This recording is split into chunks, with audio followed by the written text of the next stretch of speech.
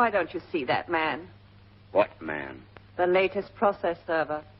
Surely you're familiar with process servers. Now, Mattie, don't you start. I'm not starting. I'm just frightened of my reputation. I'm spending so much time with this one. Well, these bring your bank account down to a nice flat zero. Your wife's doing a lot of Christmas shopping, Mr. Pigeon. Why don't you pay any attention when I tell you how close to bankruptcy you are? It's going to be all right, Mattie. I tell you, it's going to be all right. It's going to be all right until the stores come to take back the gifts. Would they do that? Oh, if you don't pay your bills. Oh, what's the use? From your son. Collect. Hasn't he left Stanford yet? I didn't read it. I just paid for it, $2.78. And your brother-in-law's waiting to see you. No doubt also collect. We'll get rid of him. And you haven't been able to for 20 years? I'm busy with a client. That's the one lie I couldn't tell without bursting into tears. Willie! Willie! Hello, boy. Oh, good news, eh? As a matter of fact, it's very sad. Wire from Reggie from Denver. Oh, it's too bad. Doctors give no hope for Uncle Henry. Only a matter of hours now. For Pete's sake, why can't I come home? He doesn't even know I'm here. This is one thing. Well, the rest of it doesn't matter. No. It's Uncle Henry we have to think about, sir. Yeah, the poor old fellow. That's too bad. Still, he is getting on. I mean, say... Been failing for years. Exactly, yes. Isn't nearly fast enough at the rate you've been going. She's right. No need of being hypocritical about it, Of course Willie. not, no. Uncle Henry would have been the last one to expect it. He is a tough old bird. Of course he is, yes. I don't think I'm being too callous when I think of what Clara and the girls and Reggie could do with that money. I shouldn't think so. No. Well, they're young enough to enjoy it. Exactly, yes. I could use some of it, too. Of course. Build up the firm. Build it up, yes. Yeah, money makes money. Wow, money make... Yes. Come over to Frost with I'd me. be delighted. There's a bracelet over there that Clara admires. Well, as a matter of fact, I want to do a little shopping on my own, and I thought that perhaps you might... Well, I mean, say you... Why, sure, Willie. How much? Oh, well, Mr. Pigeon. Huh? It would seem that Willie left the barn door open. Afraid I've been kind of a nuisance, but I gotta touch you. Oh, that's all right. Sorry to have kept you waiting. Pressure of business, you know. Come, Willie. Send a wire to that little whippersnapper in Denver. And tell him to stay there until the end. And impress on him that he's a representative of the family in this hour of... need? Yes, sir. Yes, that's right. You know what I mean. Good day, sir. Good day. You know, I've been here so long, I kind of hate to leave.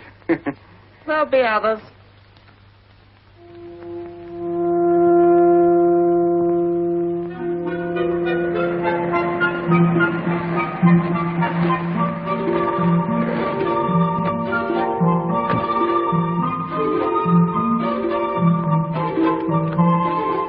Good evening, sir. Good evening, McFarland.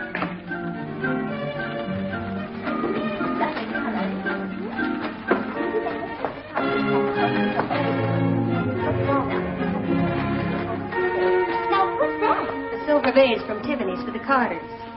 I had the most awful feeling I sent them the same thing last year. Or did they send us one?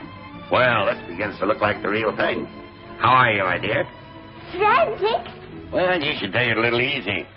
You have these young ladies here to help you. You'll be born to a frazzle before Christmas Eve. They couldn't do a thing without me.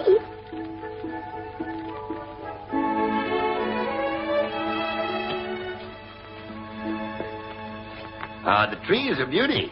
Is it here?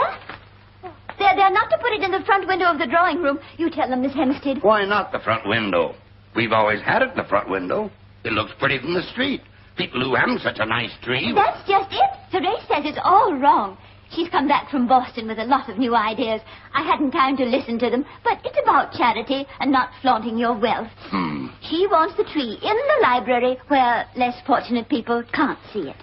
The tree has always been in the drawing room, and it's not going to be put in the library. That's the only room in this house I've been able to train your brother Willie to stay out of. No, you know you're really fond of Willie, dear, and he's just brought you a lovely gift. Oh. The library. Dad! Well, how? Oh, wonderful, there you. Fine. What's this I've been hearing about some soldier named Bates? Some soldier named Bates. Captain Bates. You love him? Madly, wildly, and fearsomely. How unutterably mucky. Oh, isn't she devastating? When I left, she was doing Lana Turner. You know, I haven't been able to figure this new one out yet. Here are mine, Miss Lodge. They're all labeled, and here's the list. Now, I want them done in pale green, with the wide white satin ribbon and the darker green velvet sprays attached to the bow. And I don't want anyone else to use that combination. We've already used that combination. But I told you that... Can't you just mix them, darling? Mother, don't be tiresome. No one uses mixed colors anymore. You wrap your gifts the same each year until it becomes distinctive of you, like your perfume. The other is absolutely the quo. All right, darling. We'll find something distinctive for you. Oh, and I am glad to see you're using your French whenever you can.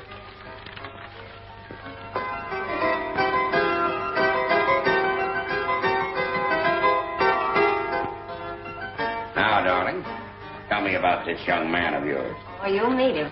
He's spending Christmas with us. What's his first name? Stephen, and don't call him Steve. Don't worry about me. But I do. In fact, I worry about the whole blessed family. What's the matter? Not good enough for him? No, darling, it isn't that at all. It's just, well, we're so wacky, and he's been brought up differently. His mother, Mrs. Bates, is a very forceful sort of woman. Terrifically back bay and high church, and... Isn't she hyphenated? No, it's Beresford Bates, but no hyphen. I expect she'd consider the other un-American. She sounds grim. Mrs. Bates is one of the wealthiest, most socially prominent women in the East. She still sounds grim. Grim or not, will you please stop interrupting? Now, this is serious. I must have Dad's approval of something I want to do. Something I simply have to do. What's that, honey? Bring a charity case into the house for the holidays. Someone who otherwise wouldn't have any Christmas. Well, why do you stare like that? What's so monstrous in the idea? Mrs. Bates does it every Christmas, only she doesn't stop at one.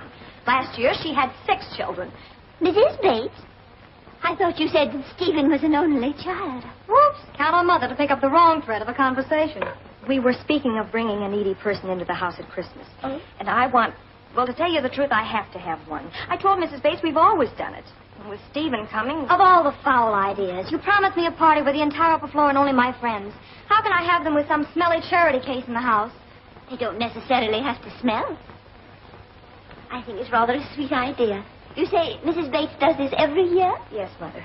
Then I don't see why I can't do it. It might start a movement. We aren't doing this to make a splash. Are we doing it? That's what I want to know. Why, couldn't we just show him Willie and say that he's a charity case? James. Really, J.C.? Well, I offered to leave years ago. Sure. Sorry, Willie. I was only kidding. Well, I think you're all being terrible to laugh or bicker about helping the needy. All right. You can have your charity case. Where do you get them? I don't know. Perhaps one of the servants know of someone. Wait, I have it. Every year, the Globe publishes a list of needy cases. Now then, we'll find a copy, close our eyes, and pick a letter. What do you mean, pick a letter? The cases are listed 1, 2, 3, and so on, and the people are referred to simply as Miss A, Miss B, and Mr. C. You know, I thought it was rather decent of them not to give the full name. Oh, yes. You know, I think that Oh, thank you, yes. Here, Case 1. Miss L, age 41, renounced the chances of a brilliant career as a concert pianist to nurse her aged and infirm mother. Only a month ago, the mother died. Well, I don't want to seem mean, but someone with such a recent death in the family would... She'd either tell us all of her mother's symptoms or try to play the piano. It isn't that. Try another, dear. Case 7. Mr. H has toiled with back-breaking labor to support his 7 motherless children. Out. For heaven's sake, why don't you do as Willie suggested? Close your eyes and pick one. Then let's have a little Christmas cheer of our own. Shall I? Of course, darling. All right. What did you get? Since he was hit by a speeding car 10 years ago, Anthony M. has seen fame and fortune desert him. Once a matinee idol, beloved of all theatergoers, An actor. he was struck down at the height of his career, leaving him permanently lame. Oh, what a pity. Yet Mr. M. has accepted his lot with philosophic fortitude and has shown an admirable willingness to take the most menial of jobs. Well, he's it as far as I'm concerned. Sounds like a gentleman, almost. The sort who could wear a dress suit if necessary. Mother, listen to the rest of it. Still, misfortune seems to pursue him. Only a month ago, while working as night watchman in a New Jersey factory, a mysterious fire broke out and the plant was burned to the ground. Thus does the world forget easily, and this once famous man needs your help. Give if you can. Well, we certainly shall. He'll want a muffler. A muffler? Well, of course. All night watchmen wear mufflers, and I've 3 left over. But one can hardly put Merry Christmas to Mr. M, can one? I'd better know his name before I rap. Mother, I don't think you have quite the right idea about Well, this. of course I have. Naturally, we'll give him more than mufflers. Have McFarlane call the paper, or let Willie call. He's terribly sweet with people. Oh, Dad, doesn't it make you feel all warm and happy inside to be doing this? But we must remember to treat him as a guest. You know, make him feel at home. At least for a week. You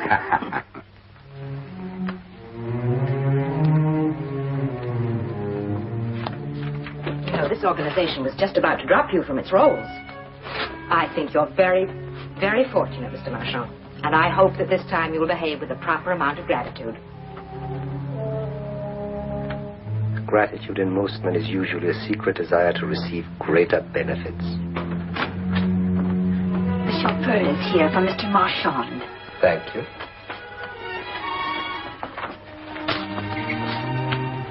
I'll take it, sir. Thank you.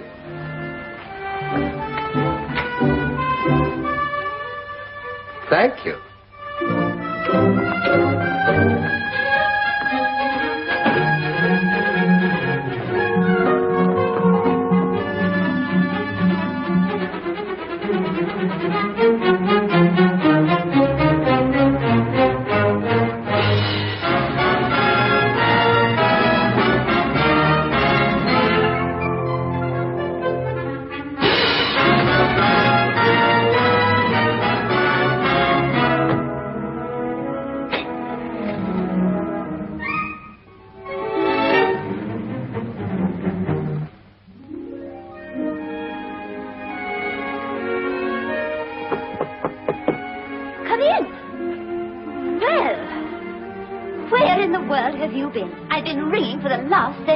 I'm very sorry, madam. I was attending Mr. Marchand.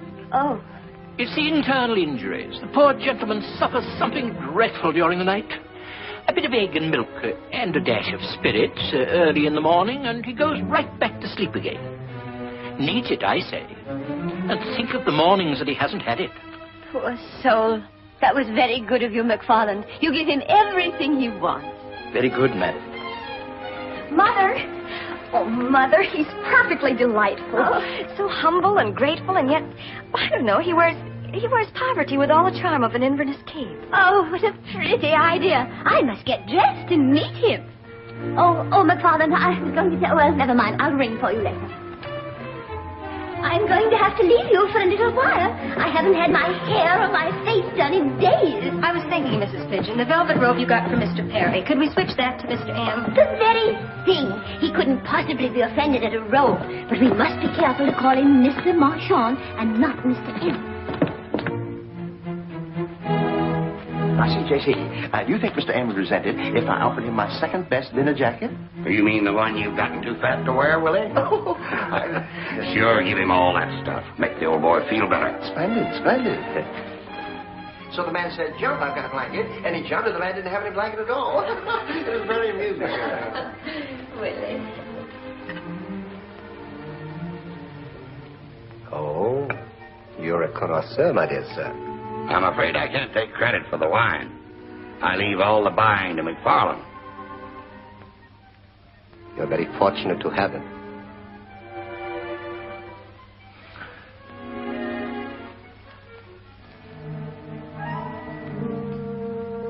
Good morning, sir. Good morning. You sent for me? Yes, I wanted you to know the car is at your disposal. Thank you. Can't make you feel that you're a prisoner here. And in case you go out, you need a little cash. Oh, no. You're very kind, but I couldn't possibly accept it unless you would permit me to buy a few small gifts for your charming wife and lovely daughters. Fine. They'd get a kick out of it. I am on my way to the office now. Would you care to drive down with me? I'd be delighted to. Fine. Come right along. Thank you.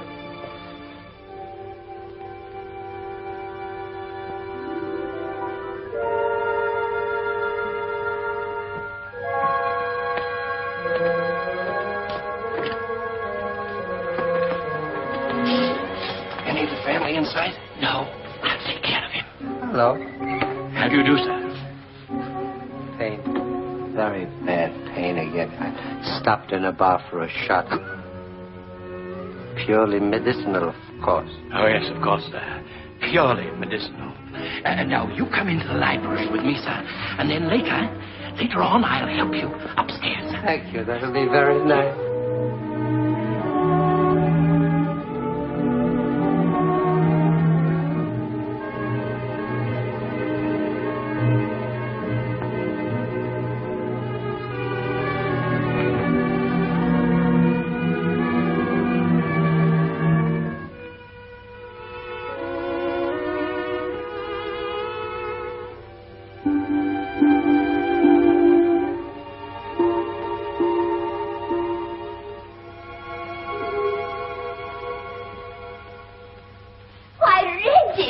What a pretty overcoat. What happened?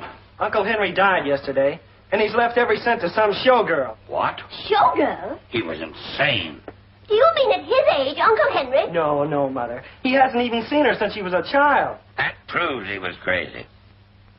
No one is going to believe he hasn't been seeing her. And if it gets in the papers and Mrs. Bates reads it... Oh. Well, what are the terms of the will? Do you know?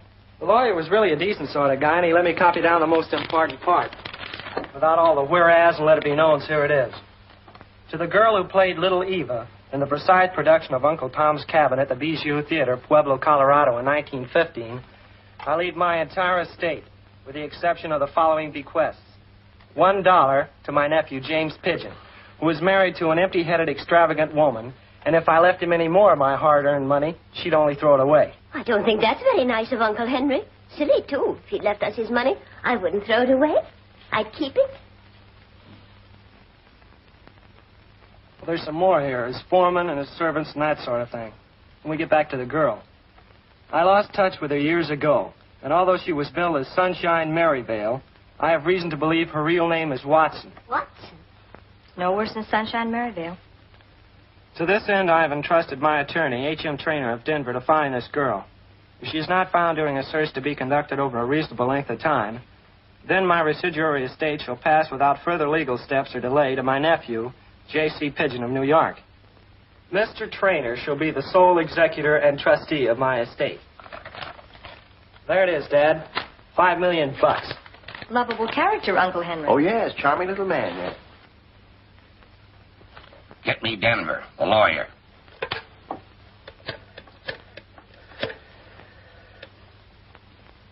I want to place a call to Mr. H.M. Trainer, Denver, Colorado, the lawyer. He's in the book. J.C. Pigeon, Parkway 6, 4718. Turn on the Christmas tree light. What for? I don't know. I thought it would be more cheerful. I'll do it.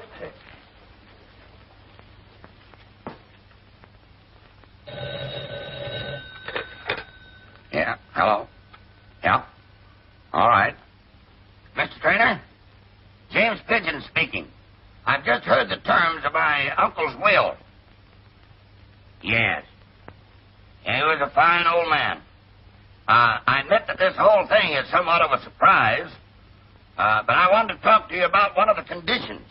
It says that unless the girl is found during a search to be conducted over a reasonable length of time. Quite. Well, is the period of time specified in the will? Oh, he left that to you. Well, what do you consider a reasonable length of time? Well, Mr. Trainer, here it is. I'm not quite as wealthy as my uncle thought. Successful, yes. But anyone who doesn't want $5 million is a fool. I don't know how you're fixed financially, but for a consideration, a handsome consideration, couldn't you limit your search to a week?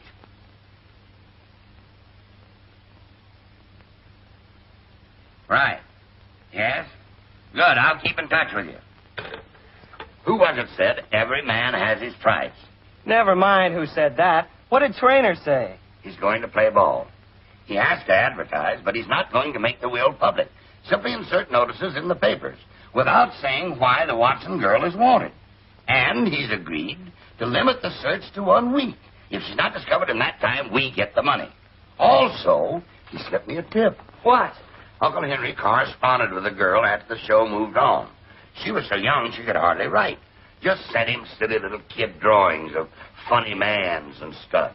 I remember when you used to do that, dear. It was so sweet. Oh, Mother.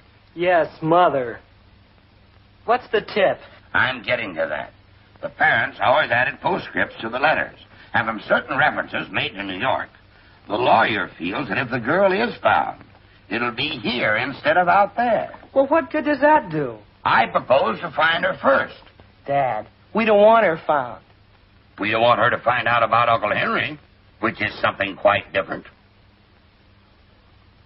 I'm thinking of Poe. Poe? Edgar Allan. The Purloined Letter. The last place that anyone would look for her is right here in this house. And we could keep the papers away from her. Good heavens. Don't swear, Therese. Well, who wouldn't swear? We have a charity case in the house and now a child actress. And Stephen is coming. The charity case is your idea. If Stephen thinks it's odd, we can whisper quietly to him that she's another one. Provided you can find her, of course. And Angela doesn't get wind of it. See that she doesn't. You know, I might be of some use in locating Miss Watson. That is to say, I've hung about the theater quite a bit. Stage doors, you mean? I think Willie's absolutely right. Once those people start in the theater, they stay with it. How would you go about looking for her? I would suggest that you contact the Actors' Equity Association. If she acted as a child, it'll be recorded someplace, since all children of the theater must have court permission. Oh, thank you. In that way, you can learn her first name and eliminate all other Watsons, of which undoubtedly there'll be quite a number. May I? Sure. Thank you.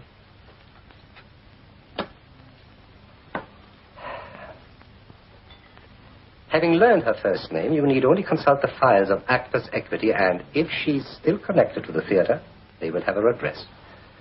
I would be very happy to undertake this little mission for you, if you wish. Who is this guy? A guest. You said something about a charity case? I am the charity case, young man. And until this moment, I've been treated with a courtesy and kindness that springs from the heart. The pure in heart. This plan we were discussing, did you hear all of it? Enough to understand your motives. And I apologize for what must seem like an act of eavesdropping, but I was on that borderline between sleep and waking, trying to recover from a painful seizure which overcame me this afternoon while out shopping. For a moment or two, it was impossible for me to move. Why don't you face it, Dad? If we find this girl and keep her from collecting, this charity case can live off of you for the rest of his life. Young man. You said every man has his price. Find out his. Make a deal with him the way you did with the lawyer. I have known misfortune, poverty, humiliation. I've even known the shame of having to beg. But I have never received such an insult as you have just delivered. I have no price, young man.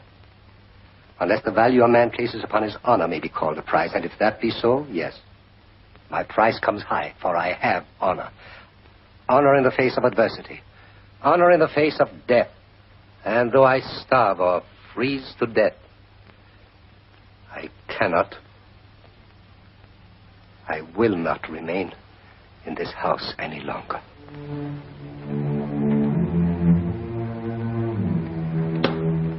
This lovely girl, this equally lovely and kind woman, your mother, took me into their house when I was faced with the blackest despair. No, not just despair, sir, but the river. And you, and you, sir, held out a helping hand. Gave me hope, friendship, food, clothes, warmth. Thank you, Papa.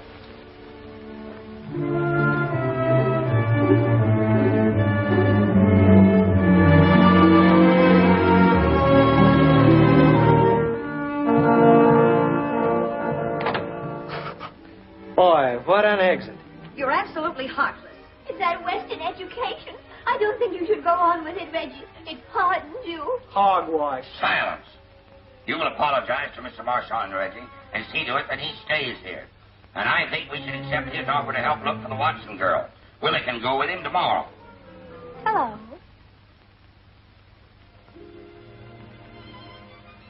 Summerall, eh?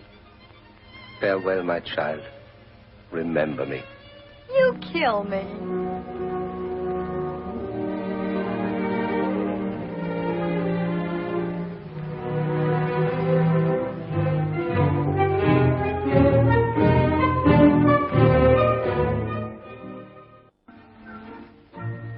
And what do you want for Christmas? Oh, brother. If you're a lady, perhaps you're hoping that certain somebody will give you furs. You don't have to be a lady to wish for furs, you dope.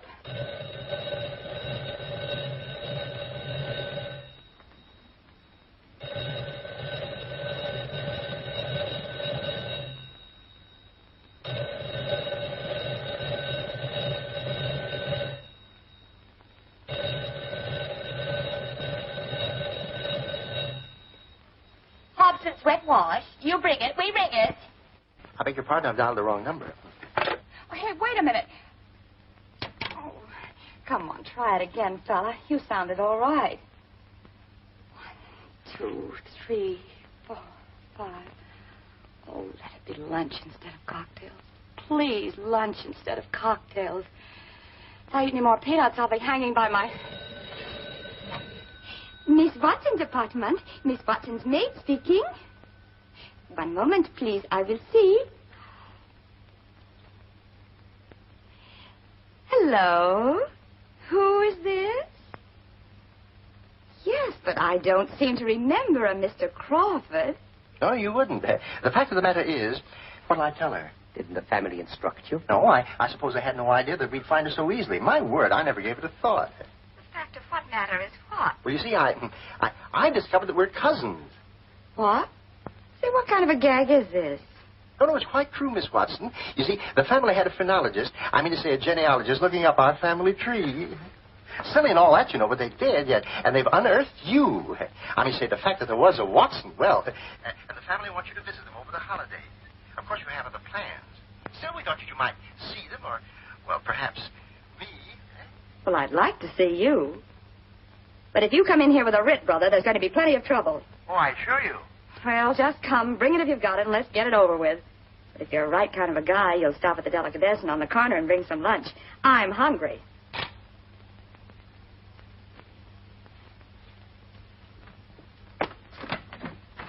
Oh, I say. Why, you're charming. And you're Santa Claus. Come on in. Thank you. How do you do? Oh, this is Mr. Marchand. How do you do? Not Anthony Marchand. I'm flattered that you remember the name. Why, anybody who knows show business remembers that name. You're as kind as you're mistaken. Oh, here, let me help you.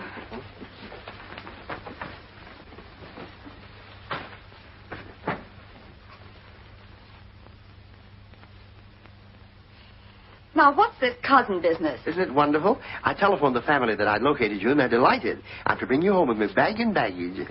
Are you kidding? On my word, ask Mr. M. I mean Mr. Marchand. No. Mr. M is both sufficient and correct. And lest Miss Watson labor under any misconceptions, I should like to explain my connection with this happy affair. You see, Miss Watson, I'm a charity case. Oh, I say, do we need to... I'm a charity case who's had the very great fortune to be invited into the Pigeon household for the holidays. The Pigeon household? My brother-in-law is J.C. Pigeon. And they want me to visit them, too? Oh, definitely.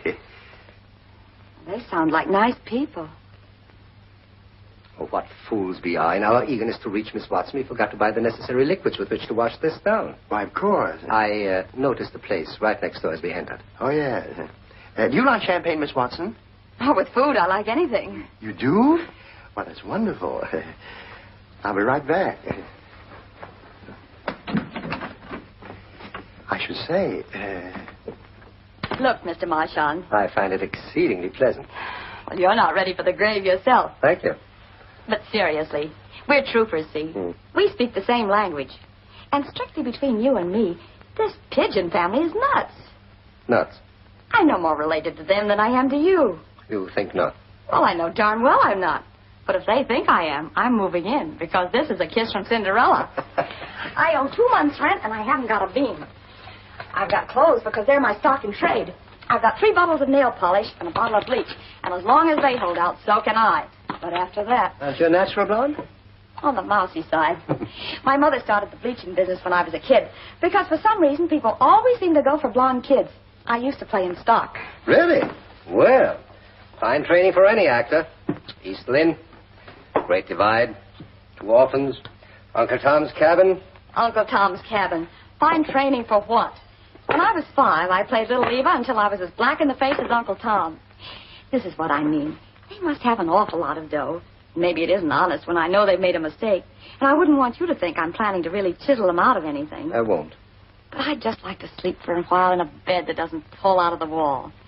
And watch some servants pussyfooting around with trays of something for me. And not jump out of my skin and try to remember my prayers every time the phone or doorbell rings. See what I mean? How do I look? really like Santa Claus. I bought them off a chap in the street. He was tired and wanted to go home anyway. Merry Christmas, everybody!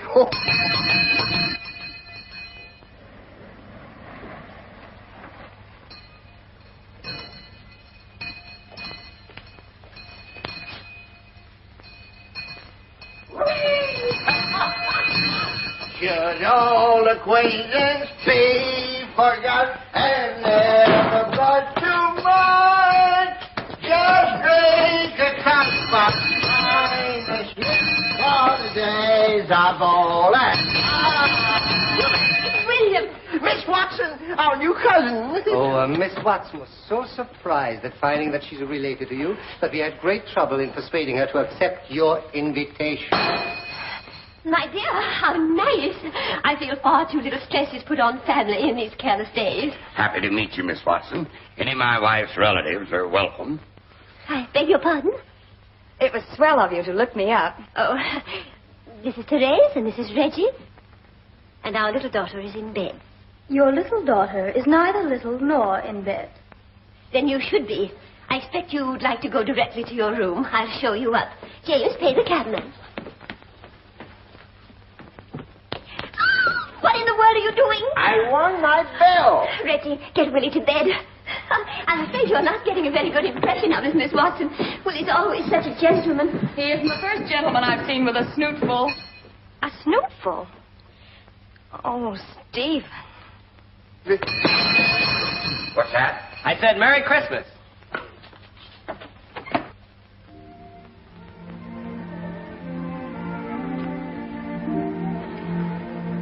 Thank you, McFarland. This'll help me sleep. Oh, I hope so, sir. I brought you some of Mr. Crawford's sleeping garments, sir. Thank you.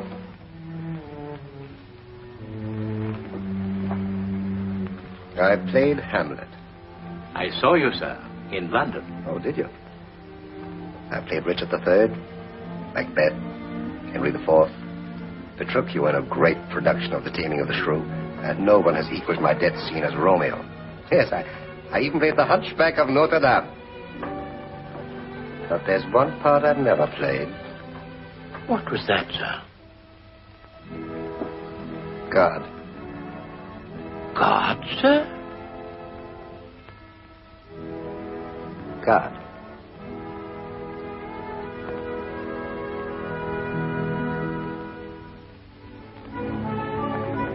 Good morning, Mr. Walden. Morning, sir.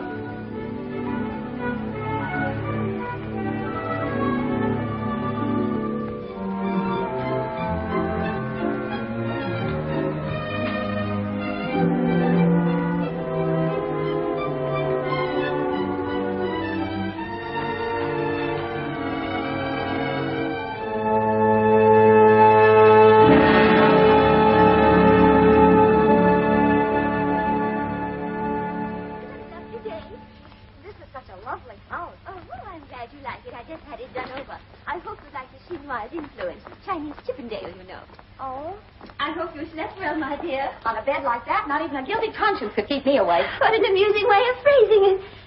What on earth is the matter with you, James? You look as if you were posing or had a pain. I'm not posing, and I have no pain. I'm thinking, and it does not cause me pain to think. Oh, dear, he's cross this morning. You might say good morning to Miss Watson. I might, if I were given the opportunity. Good morning, Miss Watson. Good morning. Husbands. James? What? Get your breakfast. There are kidneys this morning. I haven't finished my juice. Oh, those scrambled eggs look like something out of this world. Good morning, Days. Mr. Pitchen, sir. Good morning. Good morning, Mr. Marchand. I hope you had a good night. Thank you, madam. Better than usual. Ah, thank you, McFarland. Purely medicinal, sir. And how are you this morning, sir?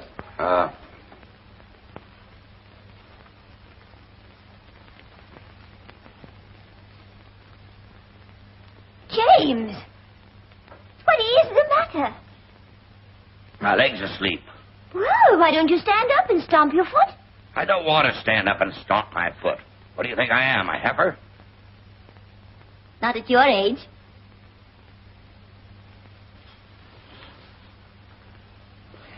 The whole thing about the will is in the morning paper.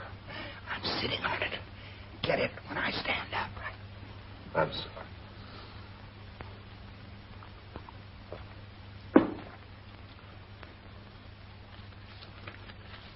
Here, dear. You'll have to excuse me. I received some bad news. James, what is it? What's happened? Mr. Marchand, will you come with me to the library? Glad to. Excuse me, lady. He's concealing something. Thank heavens we got out of that. Keep the Watson girl occupied and send Mrs. Pigeon to me in the library. Glad to.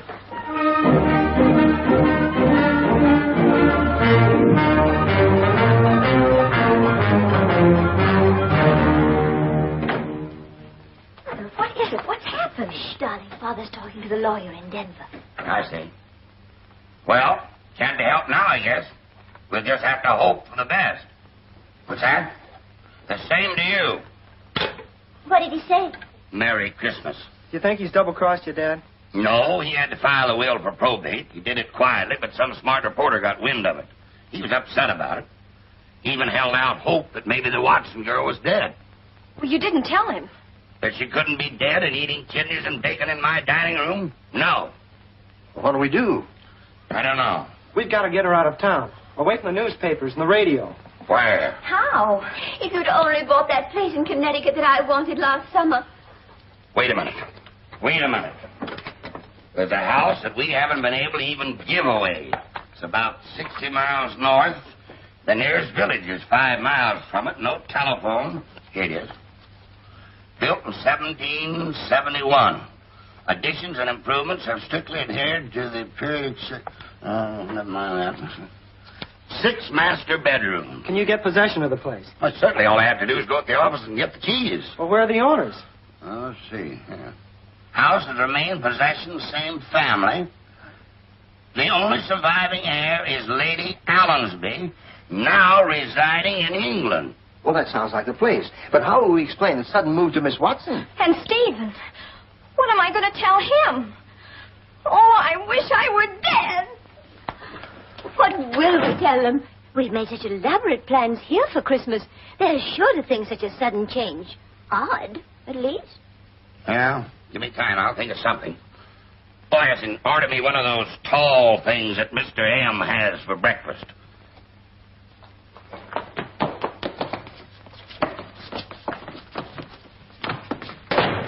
Would you put him on a chair yourself, please, sir? My hands are all grubby. And only yesterday I had myself all done up for Christmas, and now I can't spend it with my boyfriend, and it's cruel.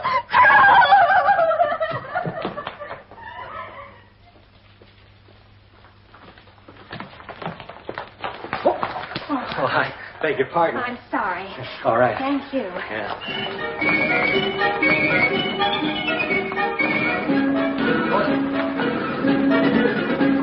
I beg your pardon, please.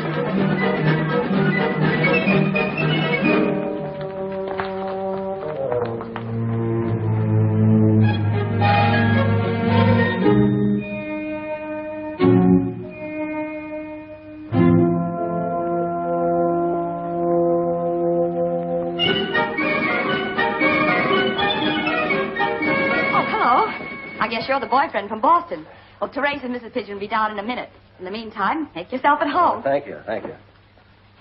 Oh, my dear boy, such a dreadful reception. What have you heard? A dear aunt of Mr. Pigeon's has just passed away, and he insists on spending Christmas in her old house in the country. It's been in the family for generations. Holds memories, you know. But it's so tiresome for you. Oh, not at all. And I am sorry to hear it, but I'm afraid this is no time for me to be intruding. Oh, no, it isn't as if she were here and we had to go to a funeral. She passed away in South America. It's just, well, shall we call it a sentimental pilgrimage? Have you met Mr. Pigeon? Or is he here? Unless, Oh, dear, no. That's Mr. M. I mean, Mr. Marchand. It's a charity case. We always have charity in the house at Christmas. I understand your dear mother is an advocate of the same idea. Yes, she is. Oh. Well, there's no use my showing you to a room. We are going to start very shortly. So will you just make yourself comfortable and I'll send Therese along. I'm afraid she's taking longer than usual to dress.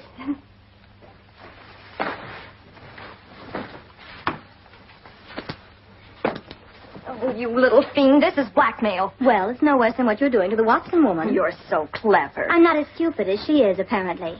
And I'd like that black velvet evening gown you just bought. It makes your skin look sallow. Oh. Don't swear, Sister Darling. You know Mother doesn't approve. And the elegant Mr. Bates and his mother. Ooh, they'd be shattered. Oh, she knows. Oh, Angela, she's known all along. Overheard the whole thing. I thought you meant Miss Watson. Well, it amounts to the same thing unless you can make her promise to keep quiet. Where is Angela now? In there, stripping me of my wardrobe. Oh, Mother, if you have any love for me, talk her out of that evening gown. But she's apt to show up in it at dinner, and heaven knows what Stephen will think. Heaven only knows what he's going to think anyway. Mother, this family is absolutely insane. I know, dear. I know. Oh, dear.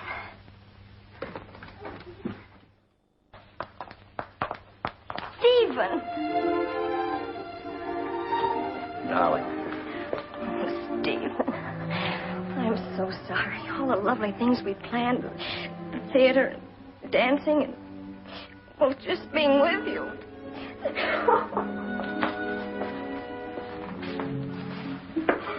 We'll be together, if you want me to stay. And there'll be years ahead of us in which to do the other thing. Yes, Steve? If you say so.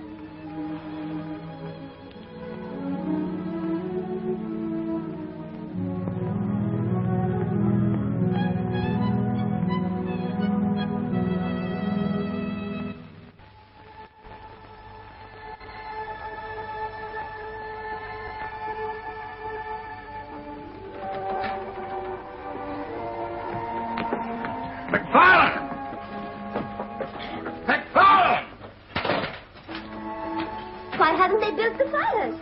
It's as cold as a refrigerator in here. Uh-oh. A Christmas present from the servants. What is it? Everybody braced, brave, and smiling? They've quit. What? Dear sir, it is my painful duty to inform you that the entire staff has struck. And since my accomplishments do not include cooking and building of fires, I am also regretfully tendering my resignation. Respectfully, McFarland. His accomplishments. Well, there's a postscript. Please tell Mr. Marchand I am sorry I shan't be here to look after him. So I'm including the recipe for his morning drink. Your recipe, sir. Thank you. What do we do? I haven't the faintest idea. Oh. What was this, the torture chamber? Oh, a loom for making rugs. Your father's great-great-grandmother made that very rug you're standing on. Really? I wish the old girl had made it a bit thicker. I'd feel the cold coming up to the soles of my shoes. It's easy to see why the cook left. Look at my things. After all my work. Call an agency. There is no telephone. Then let Stephen or Reggie drive you into the village we passed. Surely we can get local help of some kind. I will not have any local help in this house. You seem to forget that I was reared here. Oh, Reggie. How do you think I'd feel if the cook turned out to be some girl I went to school with? Or the butler, the president of my debating team? If you were on a debating team, I'm sure you were the president. Still, I get your point. What do you suggest? You used to be able to cook. Why don't you try it again? On that thing? Oh. I've cooked on everything from a gas jet to an electric grill smuggled in past the landlady. Let's take a crack at it, Mrs. Pigeon. If some of these able-bodied guys will scare up some wood. That's the spirit. I'll get some. Oh, me too. Where's it stored? In the shed out back. Well, there's no fuel like it old fuel. Do forgive me for bringing this up, Mr. M. Marchand. We know you've worked at being a night watchman. I just wondered if you'd had any experience with furnaces. Well, no, not in a professional capacity, but I'll be delighted to try my hand at it.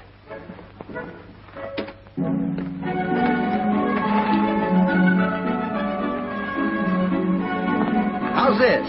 That's swell. Oh, dear. What's the matter besides everything? I just remembered that factory that burned to the ground. What factory? The last place Mr. M worked. I I suppose he had nothing to do with the fire, poor soul. But I just asked him to try and start a fire in the furnace. You better go down and stay with him, Willie. Well, where is it? In the basement. Oh.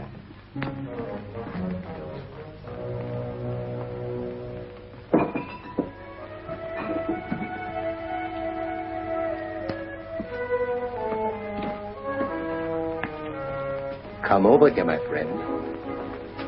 Brandy. Bottled when we were mere children. My first impulse, of course, was to take it upstairs since everybody is cold and slightly depressed.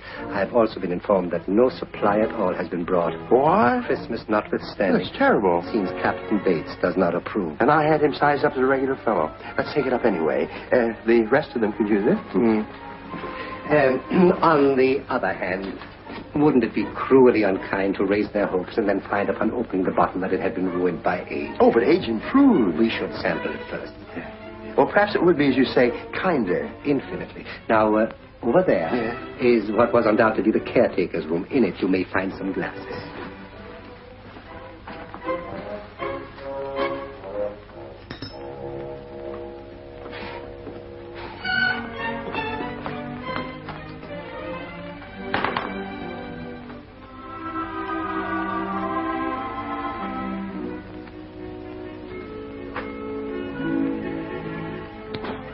What do you think? I seem to detect a slightly exaggerated flavor of age. We shouldn't have drunk it so fast. Let's go slow on the next. You know, we're supposed to be building a fire. Oh, yes, and so we shall. Oh, look. MacFarlane, the benign soul, has already laid it. Now, all we need is kerosene to start it. Do you think it's safe? Certainly. Only way to start a fire. That fire you were in, you know how it started? They never found out. Sabotage? Oh, no. No, that isn't likely. It was a mattress factory. If you are ever homeless, which I sincerely hope you never will be, and have no place to sleep, I cannot recommend too highly the job of night watchman in a mattress factory. Might be all right. Their slogan was, sink down on a downy mattress. I did. Now, I'm morally certain I extinguished that cigarette before dropping off. But when I woke up, I was surrounded by a wall of fire. So I understand.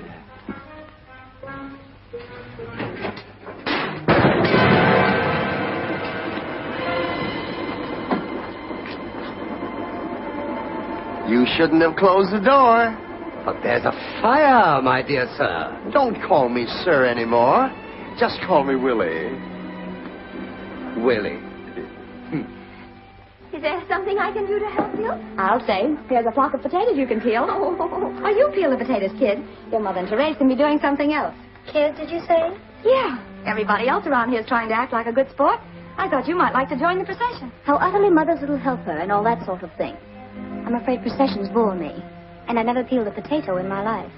And I've seen days when I didn't have one to peel. Let's both peel them, darling, and I'll show you how. You know, when your father and I were first married, I had to learn how to cook. He wasn't wealthy then. In fact, we had some hard times at first. How touching. Why didn't you move in here with his aunt? She was always so fond of him.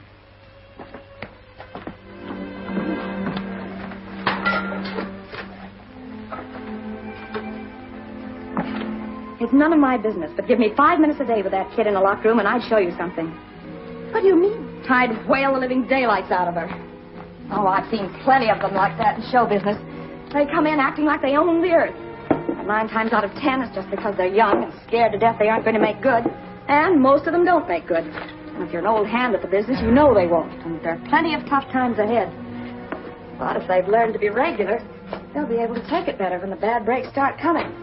So you gang up on them, give them a silent treatment for a while, or a good going over, and...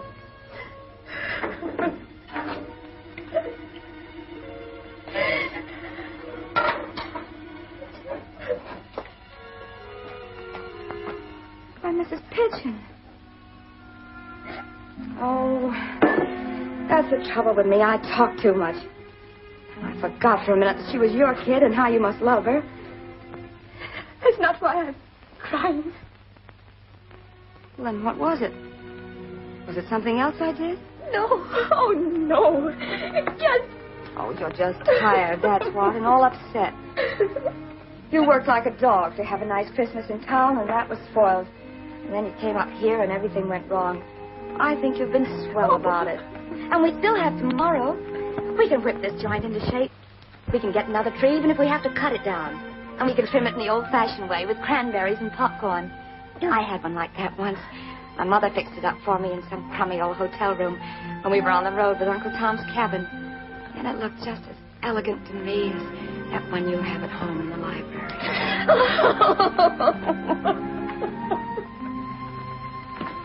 Is there anything wrong? She's tired, and I blab my mouth off. Mrs. Pigeon, may I suggest that you go and lie down for a while? What is Angela doing? Endeavoring to make a rug. Make a rug. Oh, dear. Holy mackerel.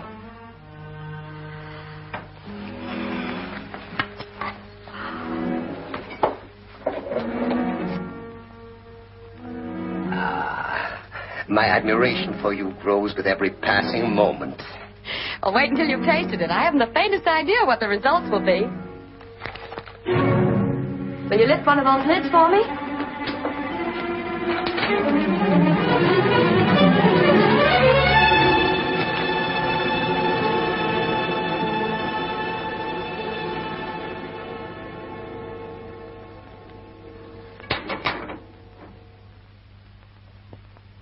You won't find her. She ain't been here for 2 days, I tell you.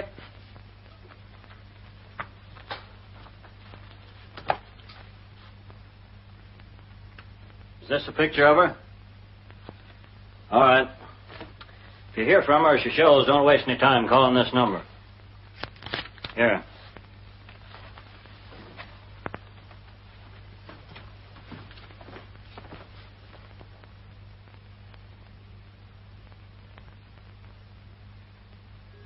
Oh, they made her a grave too cold and damp for a soul so warm and true. And she's gone to the lake of the dismal swamp, where all night long by a firefly lamp she paddled her white canoe.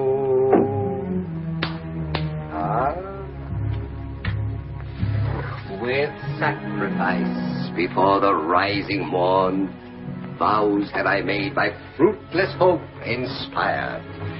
Celestial pity I again implore, restore him to my sight. Refill on the flannel. Flannel, she calls them. My word, not that. Those are the best hotcakes I ever tasted. Swell. They're made strictly by the I wonder what else goes in method. Maybe I ought to patent it, huh? You do an out finance you.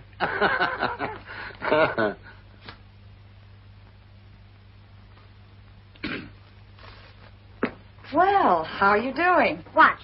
Oh, wherever did you learn to do that? Oh, a man in the show window of a grill taught me. You mean you went in and practiced with him? Certainly. He said I was a good draw. Crowd collected in no time. He must be a throwback. Are we going to get the tree? If Mr. Pigeon doesn't object, I want to do my imitation of George Washington. Use my little hatchet. Nobody's going to cut down any tree on this property. Don't tell me Aunt Carolyn planted them with her own hands. Yes, she was very fond of trees. And now that she's gone, We're going to have a tree. Every year we have the same old thing covered with fancy ornaments, and I'm sick and tired of it. I've never seen one done with cranberries and popcorn like Miss Watson had, and I want to. And I found a perfectly slick thing to make the popcorn in. I'm afraid that's a bed warmer, dear. Well, I don't care if it's a 16th century fly swatter. I'm going to use it. And don't misunderstand me. I wouldn't think of doing anything so childish as popping corn merely to eat it. But if it's going to be put to some use, that's different. Miss Watson's going to show me how to string this stuff, and so we're going to have a tree. Brother, what I started. And what you started, I can finish, Cousin Florrie.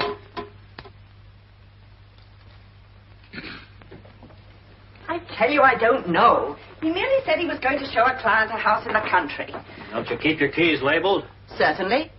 Then we can check the keys still in the office against your list of properties. You could, but you aren't going to. And if you don't leave, I'm going to call the police. I wouldn't, unless you want to get your employer in a worse jam than he's in already. Well, even if you had the right to pry into our files, I haven't the time. Look, Miss Tate, it may be Christmas Eve to you, but to us it's just Tuesday. Take your time. We've got all day.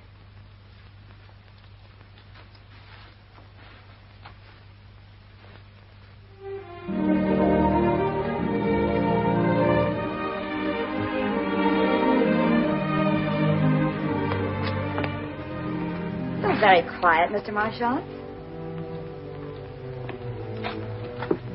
I am watching a scene from the past. It is so indelibly stamped upon the memory of this house that a reenactment was inevitable. I don't get it. Observe.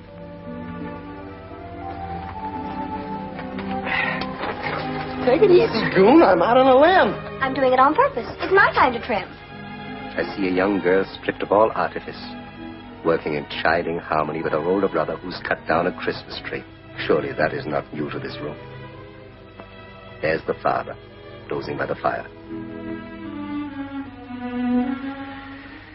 He will awaken soon, refreshed, peaceful, it is to be hoped, and undoubtedly hungry. There's a girl, her fingers busy with a needle. The man who loves her sitting beside her.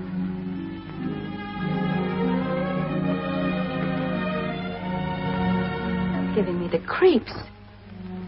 And where does Willie fit in? Willie.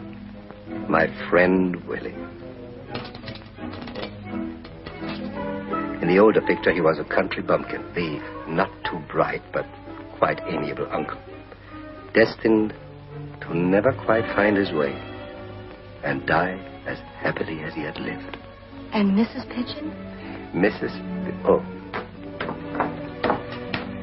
I don't know what came over me, but I've made some cookies. I do believe they're not going to drop. Well, swell, hand me up some. What's that, cookies? Give me some. I'm starved. My puppets are working with such perfection they should be rewarded. I shall now go down to the furnace and see to it that they be kept warm.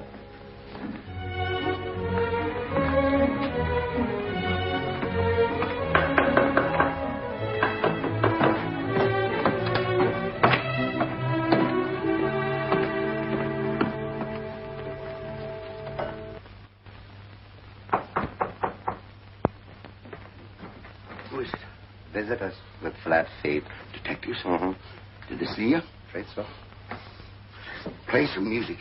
Do something. Make all the noise you can and keep Miss Watson out of sight. I'll try and get rid of them.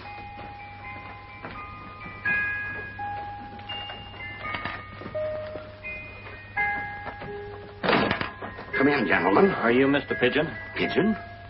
Pigeon? What? Isn't this the Allensby place? Well, it belongs to my aunt, Mrs. Carpentaria.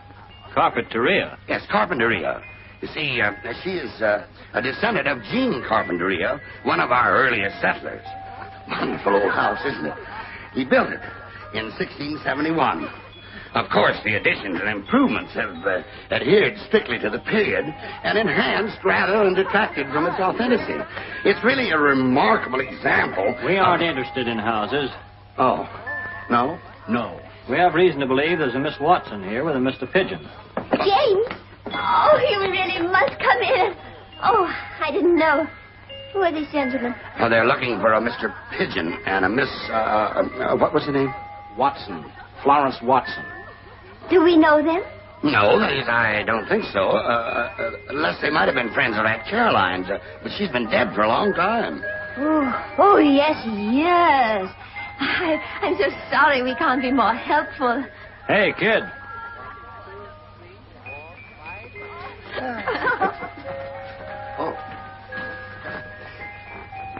Oh, wonderful. Thanks, old boy. Yeah.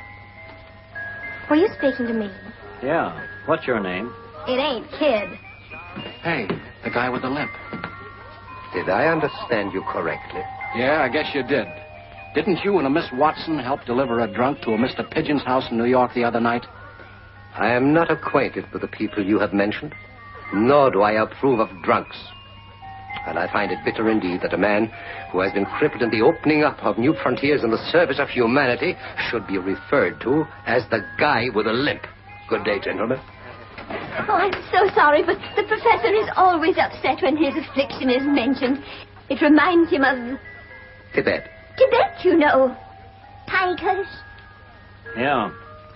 Well, I guess we got a bum steer someplace. Sorry to bother you. Oh, it's perfectly all right.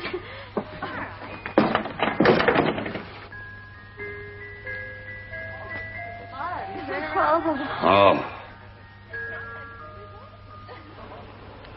Think we were taken?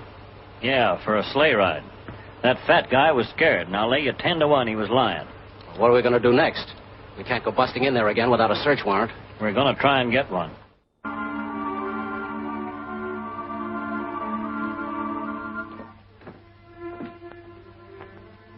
Where did you find it?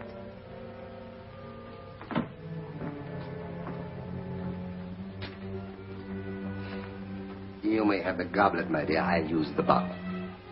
No, thanks. No? Thanks. It's none of my business, Mr. Marchand. But why don't you cut this out? When you speak of spirits, my dear, speak reverently. All right, that's the way it is. But I wanted to talk to you about something. Something serious. And why not?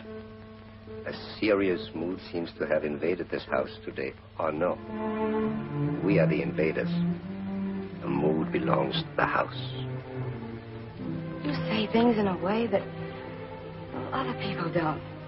And that proves I'm right in what I was thinking. What were you thinking? About you. You know, Mrs. Pigeon told me something today. Maybe it was in confidence, but she didn't say it was, so I'm passing it on to you. Yeah? She told me that Mr. Pigeon was going to settle some money on you. Enough to keep you drunk for the rest of your life. I didn't think Mrs. Pigeon had that much humor in her makeup. Oh, she didn't say the part about the drinking. I did. From you, it has less humor. Yes, it has. Oh, I'm probably doing this all wrong, the way I do everything. But here it is for what it's worth. I don't think you need money so much as you need to get back where you belong. Not the theater, my dear. Well, why not? It's all you've ever known. And you're every bit as good today as you were when you were on top. Thank you. But there's a vast multitude made up of producers, spectators, actors that do not share your opinion. So without doing anything about it, you join the multitude. That's right. Say, you sound as if you are actually sincere about all this. I'm sincere in everything I do, right or wrong. Just a dumb dame. Probably more sincere when I'm way off on the wrong foot. But I've been watching you. And I know one thing. You're acting all the time anyway. So why not put it to some good advantage? Maybe not as an actor. But with Mr. Pigeon's money behind you, you could produce or direct.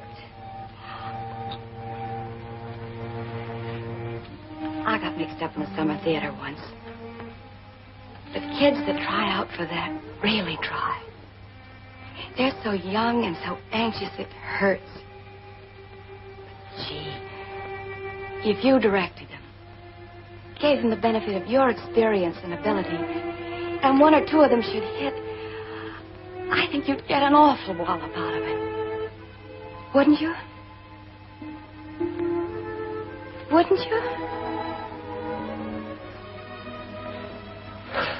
I've never heard so many cliches spoken with such unconscious sweetness. I don't know what the devil you're talking about. I'm sorry, I don't know what you're talking about. I have a vague idea you want me to stop drinking and open a theater with Mr. Pigeon's money. It's not a theater, a summer theater. Here, in the barn. Here? Mm-hmm. In the barn. The barn on this place? Sure. Mr. Pigeon thought so much of his aunt, he'd want to hang on to it for sentimental reasons. But he might let you use the barn. Ha ha ha ha ha!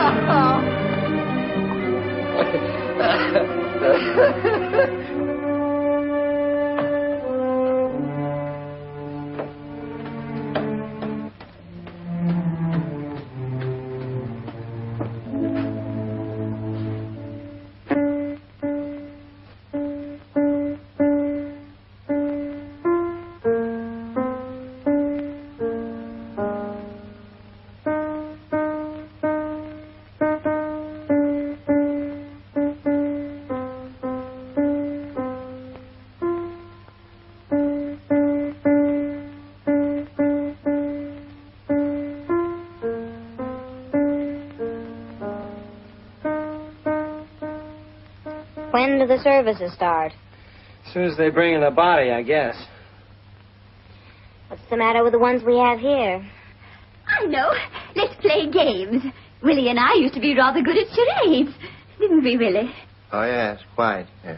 Oh, Mother, stop trying. This is ghastly, and you know it. How about opening our presents? If we did, we'd have nothing to do tomorrow. Oh, we'll have plenty to do tomorrow. We have a turkey and a suckling pig to cook. And all I know about either of them is that the turkey's supposed to be stuffed and the pig arrives with an apple in its mouth. Oh, dear. Oh. What are you doing? Nothing, dear, nothing. You are, too. You're spoiling the effect. I stacked every one of those presents, and I want them left as they are. Angela, please. Oh, I'm terribly sorry about your present, Miss Watson. Why, that's all right, Mrs. Pigeon. I didn't expect one. I have nothing for you either. I wish I had.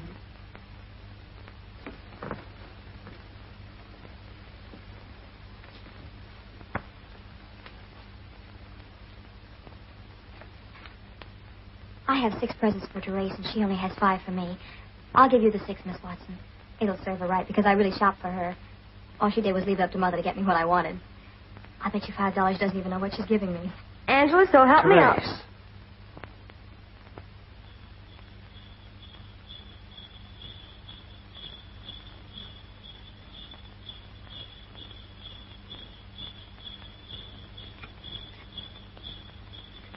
They're coming here, a whole sleighful.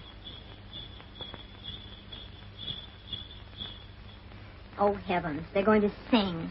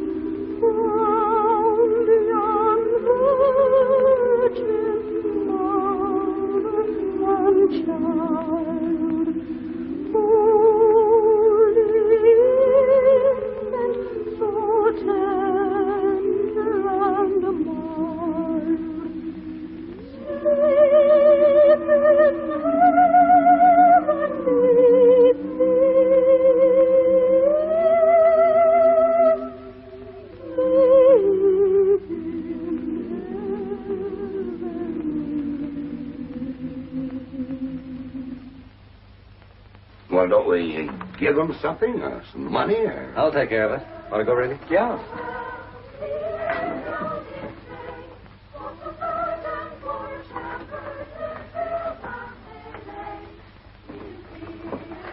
I've heard them in the city, but it isn't quite the same, is it? Nothing will ever be quite the same for any of us after tonight. Those voices tell us that there's still left in some the belief in God. I haven't the effrontery to speak of God, so I would instead remind you of a moving tale of simple people. The Christmas Carol of Mr. Dickens. You remember? Of course. How much do you remember? That there was a little boy who was crippled, and the sophisticate no doubt gags over his name. Tiny Tim. And, of course, you remember the 3 spirits. The spirit of Christmas past, of Christmas present, and of the Christmas to come. And when Scrooge beheld the last of these, the spirit of Christmas to come, he pled with the spirit to tell him if it were too late to alter it. You remember all that? Vaguely. Oh. Vaguely. Well, in that case, you may have forgotten that a ghost preceded the three spirits. Well, most of us forget that because it pleases us to forget what we don't like. But there was a ghost named Marley, and he had once been a man, a partner of Scrooge. Do you recall? No, but I think... Good.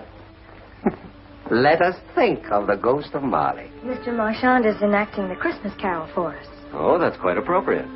Carry on, Mr. M. I want to hear more about the ghost of Marley. He was shackled, you know, bound by chains. And from these chains hung many things, cash boxes, keys, padlocks, ledgers, deeds, and other heavy material things that had dominated him in life and that he was forced to drag along with him in death. In the spirit world, things have to be objectified. To carry a nebulous thing around called greed that wouldn't make any noise, and all self-respecting ghosts have to clunk. You mean clank, don't you? I do mean clank, my dear. Thank you for reminding me. Shall we go for a walk? Yes, let's. Bully idea. Go for a walk. All of you. I will stay here. And while you're gone, I will keep on talking. I will speak of Marley's ghost. And the words will be held here within these walls for others who may come, refuse to listen like you, and go on. I will ask again what Scrooge asked of Marley. Why are you fettered? And Marley will answer, I wear the chain I forged in life. I made it link by link and yard by yard. I girded it on of my own free will. And of my own free will, I wore it. Is its pattern strange to you? And Marley will say again, it is required of every man that the spirit within him walk among his fellow men. And if that spirit goes not forth in life, it is condemned to do so after death. It is doomed to wander through the world and witness what it can no longer share, but might have shared in life and turn to happiness. Go then. Go now. Miss Watson here has told you of a Christmas in the past. This is the present. There'll be others, but you, all of you will remember this one. And sometime, like Scrooge, confronted with the spirit of Christmas to come, will sweat and tremble as the spirit points now to the grave which bears your name. You, like Scrooge, will cry, Spirit, hear me. I'm no longer the man I was. I will honor Christmas in my heart and try to keep it all the year. I will live in the past, the present, and the future. I will not shut out the lessons that they teach. So tell me I may sponge away the writings on this stone. James has always been a good man. In his agony, Scrooge caught the spectral hand. It tried to free itself, but Scrooge was strong in his entreaty and detained it. Look here, Mr. Marshall. Holding up his hand in a last prayer to have his fate reversed, he suddenly saw a change in the phantom's hood and dress. It shrunk, collapsed, and dwindled down into a bedpost. You know, I could use one myself. What? A bedpost. Oh, dear, how perfectly dreadful. Oh, it's all right, Mommy. He's just passed out. Oh, Reggie, you haven't called me Mom for years. Just slipped out, I guess. Oh, I'm terribly sorry, Mrs. Pigeon. Why should you be? You didn't. I know. Oh, no, I don't know. And I'm not as good as Mr. Marchand when it comes to explaining things, but I've a funny feeling I belong to him. To his world, his way of living, I mean. Well, what I'm getting at is, you people have been kind to us. You've done your best to be decent and show us a good time, and for thanks you've had to suffer an embarrassing scene. You don't know what he was trying to do. Oh, no. I know what he did to me. He made me want to get something off my conscience. I'm here under false pretenses, and I know it. I'm not related to you, and I know it. I knew it when I accepted the invitation, but I was flat, Mrs. Pigeon, really flat. You mean broke? You people don't understand what it is to be like that. But when Willie showed up saying you thought we were cousins, I said, hooray, let him think. And then I met you. And you were so nice to me that I got to feeling ashamed. Oh, I meant to check out right after the holidays, but until this happened, I was having an awfully nice time. It's been fun cooking with you, trimming the tree, and just being with you. And I didn't feel as if I were cheating you out of too much. Listen, I'm a brat. I've even worked at being one because I thought it was smart. But if I'm a real brat, I want to say that I think it's because I was born in this family. Are you going to keep on doing what you've been doing and not tell her? After the way she's acted and the things she's just told you? Because if you are, I don't want to be a part of you anymore. And I'm going to... Wait a minute, baby. And don't call me baby. Mr. M was right when he said nothing would ever be quite the same after tonight. I know I won't. And Angela's shown she's learned something. You can count me in, too, sis. I was getting kind of tired of college anyway. What about it, Dad? Mother, James. Miss Watson has made a pathetically innocent confession when you consider what we have on our conscience. Well, whether or not we tell her, I have to tell Stephen. And that means more to me than the loss of money. Therese, what's this all about? Listen here, Captain. This is something I'd like to know myself. Go ahead, Therese. Tell her. I don't know whether I'm telling this to Stephen or to you, but we've been cheating you, at least trying to cheat you out of an awful lot of money. $5 million. I thought you people were really getting worked up about something for a minute. But it's okay. If this is the kind of games you play on Christmas Eve, I can take it. Charade, you call it, don't you? But it's true. We did it. I'm telling you, $5 million. Sorry, Miss Watson. I'm not. I'm glad. And I hope we can do this again next year. It's all right, darling. It's all right. Would anybody mind if I love you and your family? Would anybody mind telling me if we have any nutmeg in this silly house? I am making Tom and Jerry's.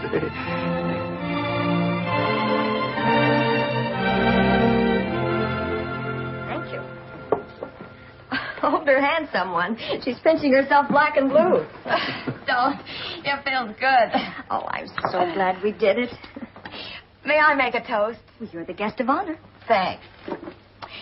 To that famous gentleman and sterling actor who took the count instead of waiting for the bows, Mr. M. Mr. M. Mr. M. Mr. Pigeon, sir, and his dear lady, I realize that my behavior last night was in execrable, she uses dollar words, taste, and I wish to apologize. I also beg your forgiveness for this seemingly ungracious departure, but my gratitude for the helping hand you extended to me in my hour of need bids me remain loyal to you, even though my sympathies are with the admirable Miss Watson. Unfortunately, I have formed a deep attachment for her. Well, anyway, he wishes you a Merry Christmas, and he's gone. Well, doesn't he say where? Oh, how did he leave? Oh, dear. James, you must find him. How far is the nearest town? 5 miles. Is there a bar there? Yes. Somebody drive me.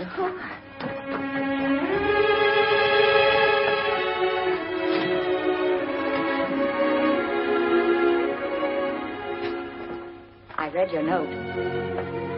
Oh? Did you mean what you said? About liking me? Is it possible that such a thing could be of interest to you? I'm here. You are? I'm glad. Will you join me? Uh-oh. You were great last night. But you missed the climax. They told me about the money. Well, Is that all you have to say? what else is there to say for me except that I'm very happy for you? $5 million is a lot of money. I'm cutting them in. After all, I don't even remember the old guy that left it to me. Bless him forever. I like the Pigeons. Let them have their share. You decided on an amount? 50-50. Well, after all, there isn't much difference between $5 million and $2.5 million. $2.5 million. There just isn't that much money in the world. Oh, by the way, have you got some change? No, I haven't got any. Haven't you? Not a nickel.